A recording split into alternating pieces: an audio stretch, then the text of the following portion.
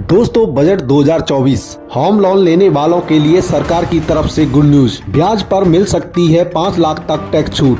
दोस्तों आप भी जानना चाहते हो इस खबर के बारे में तो बने रहिए मेरे साथ इस वीडियो में एंड तक। Confederation of real estate developers association India की डिमांड है कि होम लोन में टैक्स के छूट के दायरे को बढ़ाया जाए।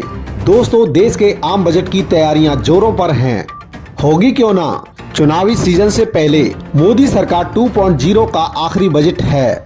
हालांकि होगा अंत में ही, लेकिन हर बार की तरह हमारी आपकी उम्मीदें कम नहीं हैं। चुनाव है तो सरकार लुभाने के लिए नई स्कीम टैक्स छूट जैसा फायदा दे भी सकती है। यही वजह है कि रियल एस्टेट सेक्टर भी ऊंची उड़ान भरने के लिए वित्त मंत्री निर्मला सीतारमण की तरफ देख रहा है।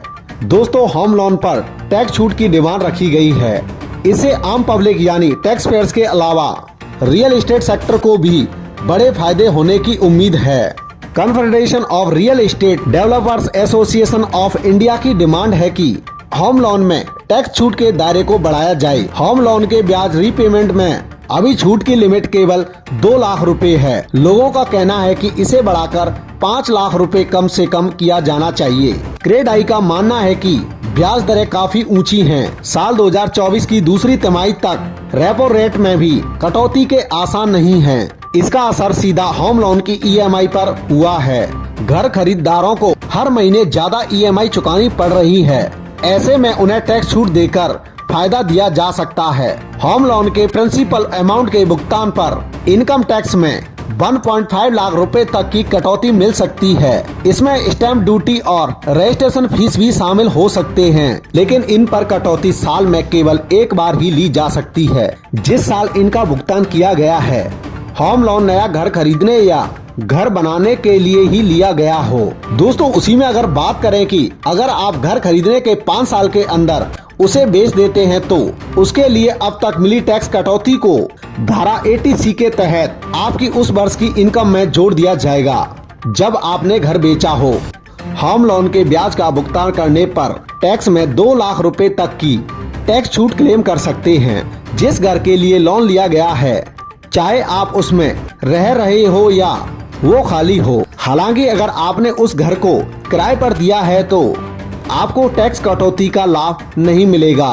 होम लोन पर टैक्स छूट देने से मध्यम आय वर्ग के घर मालिकों के पास खर्च करने के लिए अतिरिक्त इनकम होगी और अन्य लोग भी घर खरीदने के लिए प्रेरित होंगे। क्रेडाई चेयरमैन मनोज गौड़ का कहना है कि सेक्टर में तेजी के लिए जरूरी है कि डिमांड आए और डिमांड तभी बढ़ेगी जब टैक्स पेयर्स को टैक्स छूट में कुछ फायदा दिया जाए।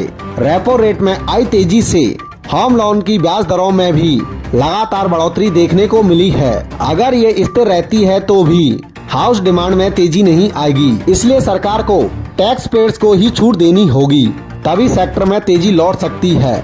इनकम टैक्स एक्ट के सेक्शन 24 के तहत होम लोन के भुगतान पर टैक्स में राहत मिलती है। ईएमआई में 2 हिस्सा होते हैं, एक हिस्सा इंटरेस्ट का और दूसरा प्रिंसिपल का होता है। इंटरेस्ट वाले हिस्से पर एक वित्त वर्ष में सेक्शन 24B के तहत 2 लाख रुपए की टैक्स छूट मिलती है। मूलधन यानी प्रिंसिपल वाले हिस्से पर सेक्शन 80C के तहत डिडक्शन का फायदा मिलता है, जिसकी मिनिमम लिमिट 15 लाख रुपए है। दोस्तों हमें कमेंट बॉक्स में कमेंट करके जरूर बताना, क्या गवर्नमेंट को होम लोन की टैक्स छूट में बढ़ोतरी करनी चाहिए या नहीं।